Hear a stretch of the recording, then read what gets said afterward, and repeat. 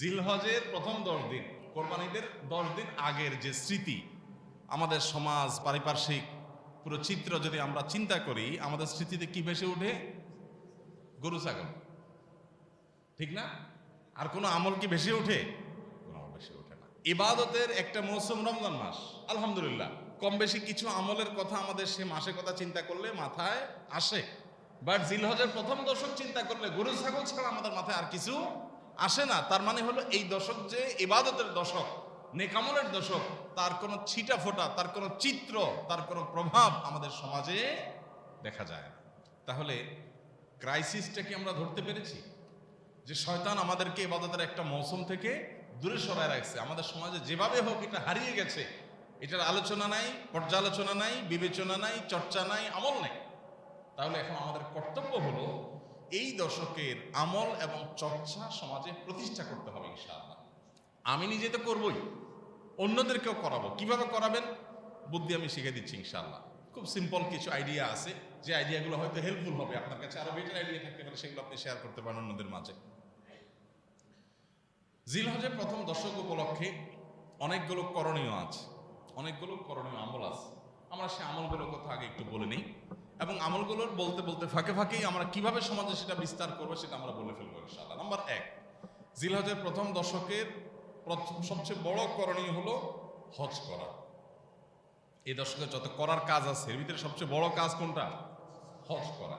আল্লাহ যাদের তৌফিক দিয়েছেন তারা তো ইতিমধ্যে চলে গেছেন, অনেকে যাবেন ইনশাআল্লাহ।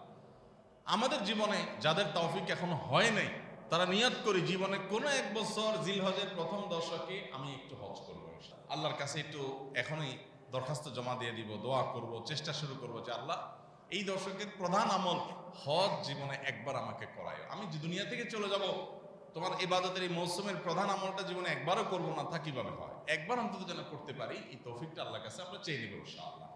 তাহলে প্রথম আমল পেয়ে গেলাম জিলহজের প্রথম দশকে, সেটা হলো কি? হজ। দ্বিতীয়, হজের পরে দ্বিতীয় সর্বোচ্চ গুরুত্বপূর্ণ আমল হলো কোরবানি করা। আলহামদুলিল্লাহ যাদের সামর্থ্য আছে তারা কোরবানি করবেন, আল্লাহ চাহেন তো, তাই না? কোরবানি কেন করবেন? নিয়তগুলো ভেজাল মুক্ত করে নেবেন, খাঁটি করে নেবেন। গোশতের জন্য, মুখ রক্ষার জন্য, চক্ষু লজ্জা থেকে বাঁচার জন্য, সমাজে মানুষ কি বলবে কোরবানি না করলে সেটার জন্য, সেই প্রশ্নের উত্তর নিজের কাছ থেকে ক্লিয়ার করে নেবেন, নিয়ে কোরবানি করবেন। তাহলে দ্বিতীয় আমল হলো কোরবানি করা এই দশকে। 3 নম্বর আমল হলো এই দশকে যেই কোনো রুটিন ভালো কাজ বিশেষ গুরুত্বের সাথে করা। 5 ওয়াক্ত নামাজ অন্য সময় গাফলতি করছেন, এই দশকে আর করবেন না। এই দশকে স্পেশাল কেয়ার করবেন যে নামাজে যাতে কোনো গাফলতি না হয়। ওয়াক্ত মতো জামাতের সাথে পুরুষরা মহিলারা ওয়াক্ত মতো আউয়াল ওয়াক্তে নামাজ পড়ে ফেলবেন। ফজর নামাজটা যাতে মিস না হয় এই দশকে কোরআন তেলাওয়াত অন্য দশকে না করলে এই দশকে একটু করার চেষ্টা করবেন। অন্য দশকে যে আমল করেন না সেটাই আর দশকে বেশি বেশি করবেন। তাহলে সাধারণ নেকামল বেশি বেশি করবেন। কারণ এই যে একটা হাদিস শুনালাম, নবী সাল্লাল্লাহু আলাইহি ওয়াসাল্লাম বলেছেন এই দশকের নেকামল আল্লাহর কাছে এত প্রিয় যে অন্য কোনো সময়ের আমলে আল্লাহ এত খুশি হন না, বান্দার এই দশকের আমলে যত খুশি হন। জিজ্ঞাসা করেছেন সাহাবীরা, হে আল্লাহর রাসূল, অন্য সময় যদি কেউ আল্লাহর রাহে জিহাদ করে সেই কাজটাও কি এই দশকের নেকামলের চাইতে প্রিয় না? জিহাদ, জীবন বাজি রাখা। নবী করিম সাল্লাল্লাহু আলাইহি ওয়াসাল্লাম বলেছেন ওয়ালাল জিহাদু ফি সাবিলিল্লাহ। এমনকি অন্য সময়ে আল্লাহর রাহে জিহাদ করলেও সেটা এই দশকে সাধারণ আমলের চাইতে বেটার না, চিন্তা করা যায়। তবে এক্সেপ্ট হলো ওই ব্যক্তি যে অন্য সময় জেহাদে বের হয়েছে, তার জীবন, তার সম্পদ সব বিলিয়ে দিয়ে আসছে, কিছু নিয়ে ফিরে আসে নাই, সে সব উজাড় করে দিছে, উৎসর্গ করে দিছে, তার কথা ভিন্ন, তার মর্যাদা সব কিছু। তাহলে এই দশকের নেকামলের মর্যাদা সম্পর্কে আমরা ধারণা পাচ্ছি। তাহলে তৃতীয় করণীয় হলো বেশি বেশি নেকামল করা। 4 নম্বর করণীয় হলো যে কোনো পাপের কাজ, গুনাহের কাজ যে কোনো সময় নিষিদ্ধ, এই দশকে বিশেষ ইবাদতের মৌসুম হওয়ার কারণে স্পেশাল কেয়ার করা যে আমি গুনাহের কাজ করব না। যেমন রমজান মাসে যে ঘুষ খায়, কোনো ঘুষখোর ড্রয়ার খুলে দেয়, দিয়া ক্লায়েন্টকে বলে এখানে রেখে দেন, রোজা আসি তো সন্ধ্যার পরে ধরবো। এই যে এতটুকু তার মধ্যে যে বিহিত আসছে, যদি এটাতে কোনো কাজ হবে না, দিন শেষে তো খাইলো সে, যে রোজার মাস, টাকাটা হাতে নেব না, ক্যাশে রাখেন, ইফতার করে তারপরে ধরবো। তো এই যে এতটুকু তার ভিতরে ধারণা তৈরি হয়েছে যে রোজা অবস্থা গুনাহ করলে বেশি অপরাধ হবে। তো এই জিলহজের প্রথম দশকে যে কোনো পাপের কাজ অন্য সময় তো করবোই না, এই দশকে স্পেশাল কেয়ার করব পাপের কাজ থেকে বেঁচে থাকার জন্য। 4 নম্বর আমল। 5 নম্বর আমল হলো বেশি বেশি জিকির করব, বেশি বেশি আল্লাহর স্মরণ করব, আল্লাহর কথা চিন্তা করব। কোরআন তেলাওয়াত করা উত্তম জিকির, সুবহানাল্লাহ, আলহামদুলিল্লাহ, আল্লাহু আকবার, সব ধরনের জিকির বেশি বেশি করা। কারণ আল্লাহ সুবহানাহু ওয়া তাআলা কোরআনে কারীমে বলেছেন যে ওয়াযকুরু ইসমাল্লাহ ফি আইয়ামিন মা'দুদা, নির্দিষ্ট দিনগুলোতে আল্লাহর বান্দারা আল্লাহর জিকির করে। এই নির্দিষ্ট দিন বলতে জিলহজের প্রথম দশকে বোঝানো হয়েছে। তাফসীর বিদগণ, মুফাসসিরিন ইকরাম সব তাফসীরগুলোতে প্রায় এই বিষয়ে কথা বলা আছে। তাহলে 4 নম্বর আমল গুনাহ থেকে বাঁচা, আর 5 নম্বর আমল হলো বেশি বেশি জিকির করা। 6 নম্বর আমল হলো এই দশকে যারা কোরবানি করবেন তারা চুল নখ ইত্যাদি এই 10 দিন কাটবেন না। অর্থাৎ জিলহজের চাঁদ ওঠার আগে চুল নখ, গোপ, অবাঞ্ছিত লোম এগুলো কাটাকাটি শেষ করে চাঁদ উঠছে আর কোরবানির আগ পর্যন্ত এটা করবেন না। কোরবানি হয়ে গেছে, চাঁদ উঠছে, এরপরে এটা করবেন। এই আমলটা শুধু কোরবানিকারী ব্যক্তির জন্য খাস কিনা, একটা হাদিস থেকে বোঝা যায় এটা কোরবানিকারীর জন্য আমল, কিন্তু অন্য আরেকটা হাদিস থেকেও দেখা যায় যিনি কোরবানি করবেন না তিনিও এই আমলটা করতে পারেন। করলে আল্লাহ তাআলা থেকে কোরবানি করার সওয়াব দান করবেন। এবং শুধু সেটাই নয়, কোরবানি করেন বা না করেন, ছোট বাচ্চাদেরকে পর্যন্ত বিভিন্ন হাদিস থেকে আমরা পাই যে তাদেরকে উৎসাহ দেওয়া হয়েছে তারা যেন এই দশকে চুল নখ ইত্যাদি তাদেরকে মা বাপ না কাটে। এটা একটা আমল। 7 নম্বর আমল হলো এই দশক উপলক্ষে তাকবীর বেশি বেশি পাঠ করা। আল্লাহু আকবার, আল্লাহু আকবার, লা ইলাহা ইল্লাল্লাহু, আল্লাহু আকবার, আল্লাহু আকবার, ওয়ালিল্লাহিল হামদ। এই তাকবীরটা বেশি বেশি করে পাঠ করা, এটা এই দশকের আমল। এই দশকের আমলকে পুনর্জীবন দেওয়ার জন্য এই পয়েন্টটাতে আমরা একটু কাজ করতে পারি। অর্থাৎ তাকবীরের ধ্বনিতে আমাদের পুরো পরিবেশটাকে মুখরিত করতে পারি। এই জিনিসটা মিডল ইস্টে আছে, সৌদি আরবে আছে।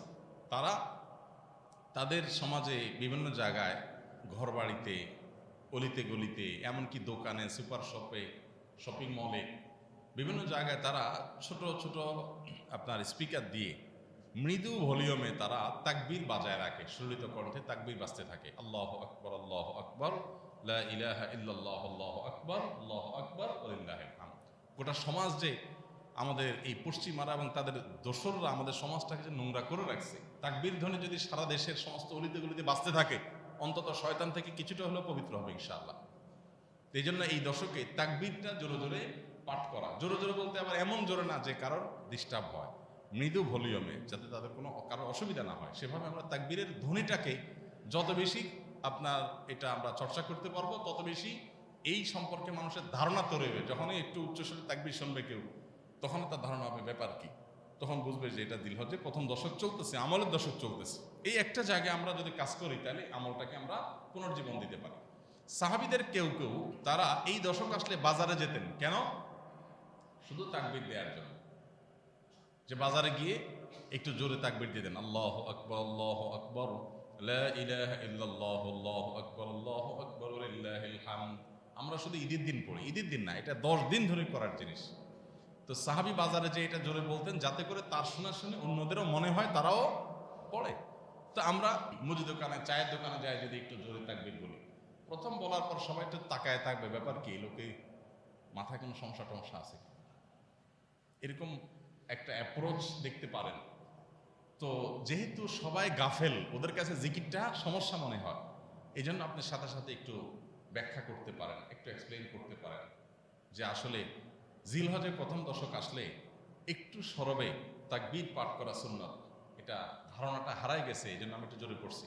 আপনারা কেউ চাইলে পড়তে পারেন, তাহলে ইনশাল্লাহ দেখবেন আবার স্বাভাবিক হবে যে না, মাথা ঠিক আছে, সমস্যা নেই। তাহলে এই তাকবীরটা সাহাবীরা দেখেন বাজারে গেছেন তাকবীর বলার জন্য। জীবনে কোনোদিন বাজারে তো কাঁচামরিচ কিনতে, পেঁয়াজ কিনতে, নানা ধান্দা, নানা কারণে গেছেন, কোনোদিন এরকম হয়েছে যে শুধু একটা আমল করার জন্য বাজারে গেছেন? তাহলে এই দশকে চেষ্টা করা যাবে তো ইনশাআল্লাহ। বাজারে যদি যাইতে না পারেন, অন্তত আপনার আশেপাশে থাকা মুদি দোকানে যায়, 2-3 জন কাস্টমার থাকবে, সেখানে যে একটু জোরে তাকবীর বলবেন, এরপরে ব্যাখ্যা করে দিবেন, পারা যাবে না ইনশাআল্লাহ? আর একটা কাজ তো সবাই পারবেন, সেটা কি? বাসায় ঢোকার সময় সালাম তো দিবেন, বিসমিল্লাহ বলবেন, সালাম দিয়ে ঢুকবেন, এবং ঢুকার পরে তাকবীর শুরু করবেন। আগে সব কথা পরে, বউয়ের সাথে আলাপ সালাপ পরে, সব আগে কি হবে? তাকবীর হবে। আল্লাহু আকবার, আল্লাহু আকবার, লা ইলাহা ইল্লাল্লাহু, আল্লাহু আকবার, আল্লাহু আকবার, ওয়ালিল্লাহিল হামদ। ছেলেটা স্কুল থেকে আসছে, মেয়েটা মাদ্রাসা থেকে আসছে, দরজাটা খুলছেন, সালাম দিল, ওয়ালাইকুম আসসালাম, এরপরে শুরু করবেন তাকবীর। আল্লাহু আকবার, আল্লাহু আকবার, লা ইলাহা ইল্লাল্লাহু, আল্লাহু আকবার, আল্লাহু আকবার, ওয়ালিল্লাহিল হামদ। ম্যাডামের সাথে দেখা করছেন, মিসেসের সাথে দেখা করছেন, বাইরে থেকে আসছেন, সালাম কালাম হয়ে গেছে, কথাবার্তা বাকিগুলো পরে, আগে তাকবীর শুরু হয়ে যাবে, আল্লাহু আকবার আল্লাহু আকবার। এইভাবে যদি আমরা করতে থাকি তখন গোটা পরিবারের মধ্যে একটা ধারণা তৈরি হবে যে একটা আমলের দশক চলছে। একটু কষ্ট হবে, কিন্তু এটা প্রতিষ্ঠা করার জন্য একটা সহজ মাধ্যম। চেষ্টা করা যাবে না ইনশাআল্লাহ? আল্লাহ আমাদেরকে তৌফিক দান করুন। 8 নম্বর হলো এই তাকবীরটাই বিশেষ সময়ে পড়া। সেটা কি? জিলহজের 9 তারিখ অর্থাৎ কোরবানিদের একদিন আগে বা ফজর থেকে নিয়ে 13 জিলহজ ঈদের তৃতীয় দিন পর্যন্ত আপনার প্রত্যেক ফরজ নামাজের পরে একবার করে তাকবীরটা পাঠ করা। নারী পুরুষ সবার জন্য এটা প্রযোজ্য। এটা হলো 8 নম্বর আমল, প্রত্যেক নামাজের পর পর এই কয়েকদিন। আর 9 নম্বর আমল হলো 1 থেকে 9 তারিখ পর্যন্ত এই প্রথম 9 দিন নফল রোজা রাখা। জিলহজের 1 তারিখ থেকে 9 তারিখ পর্যন্ত। এটা বিভিন্ন হাদিস দ্বারা সমর্থন পাওয়া যায় এবং মাওসুআ ফিকহিয়া কুয়েতিয়া, কুয়েত থেকে প্রকাশিত আপনার ফিকহ বিশ্বকোষে ওনারা লিখেছেন যে ইত্তেফাকাল ফুকাহা, সব ফকিহগণ একমত জিলহজের 1 থেকে 9 তারিখ পর্যন্ত এই দিনগুলোতে নফল রোজা রাখা মুস্তাহাব। তাহলে সেটা আমরা করতে পারি। 9 নম্বর আমল গেল। 10 নম্বর হলো বিশেষভাবে আরাফাত দিনে রোজা রাখা, অর্থাৎ 9 তারিখটা স্পেশাল। এই দিনে রোজা রাখলে কি হয়? 1 বছর আগের এবং 1 বছর অগ্রিম আল্লাহ তাআলা গুনাহ মাফ করে দেন। আর 11 নম্বর আমল হলো ঈদের দিনে যত আমল আছে সেই আমলগুলো ঠিক মতো করা। সবাই চেষ্টা করবো তো ইনশাআল্লাহ। আমরা আসুন্নাহ ফাউন্ডেশন থেকে একটা লিফলেট করেছি এবছর, প্রথমবার এবছর আমরা এটা প্রিন্টেড ভার্সন করেছি। এটা ইনশাআল্লাহ সামনে জুমায় আমরা মসজিদে ইমাম সাহেব এবং ওয়াজ সাহেব বলবো, আপনারা ব্যবস্থা করবেন সংগ্রহ করার ফ্রি বিতরণের জন্য। এটা আপনারা কেউ চাইলে খরচ দিয়ে নিতে পারেন, আর খরচ ছাড়া ফ্রি চাইলেও কেউ আসুন্নাহ ফাউন্ডেশনে যোগাযোগ করে নিতে পারবেন। ছোট একটা লিফলেট করা আছে জিলহজের প্রথম দশকের তাৎপর্যগুলো কি, করণীয়গুলো কি, এটা আপনি বিতরণ করেন। আপনি একজন আপনার সহকর্মীকে দেন, দোকানদারকে দেন, একজনকে দেন, দিয়ে বলেন যে এটা একটু ভালো করে পড়েন, পড়ে একটু আমল করেন। তাহলে আপনি যদি 100 জনকে দেন আর একজনও আমল করে, আলহামদুলিল্লাহ জিন্দা হয়ে গেল আমলটা। চেষ্টা করা যাবে তো ইনশাআল্লাহ? তো লিফলেটটা আগামী সপ্তাহে মসজিদে কিছু নিয়ে আসবে, এখান থেকে একটা বেশি নিতে পারবেন না। একটা বেশি নিলে ফাউন্ডেশন থেকে যাই নেবেন, একটু কষ্ট করেন। শুধুমাত্র আমরা চাই যে আমাদের পকেটে ভরে দেখ। আরো সহজ হইতো যে তাবিজ বানায়া আমলটা খাওয়া দিতে পারতো, আমরা গিলে ফেলতাম, কাহিনী শেষ হয়ে যেত। দরকার হুজুর কিছু টাকা নিতে, তাও ভালো। আমরা মূলত এরকমই চাই, তাই না? যে এত ঝামেলা করে কে?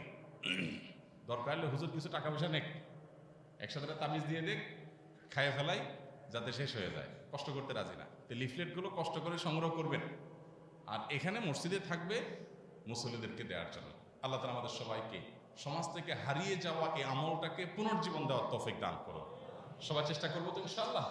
জাযাকুমুল্লাহ খাইর, জাযাকুমুল্লাহ খাইর। খুব বেশি আলোচনা করব এবং অন্যদের মধ্যে ফেরি করব, উচ্চস্বরে তাকবীর দিতে থাকবো ইনশাআল্লাহ। আল্লাহ তাআলা আমাদের সবাইকে সে তৌফিক দান করুন। আসুন্নাহ ফাউন্ডেশন, উম্মার স্বার্থে সুন্নাহর সাথে।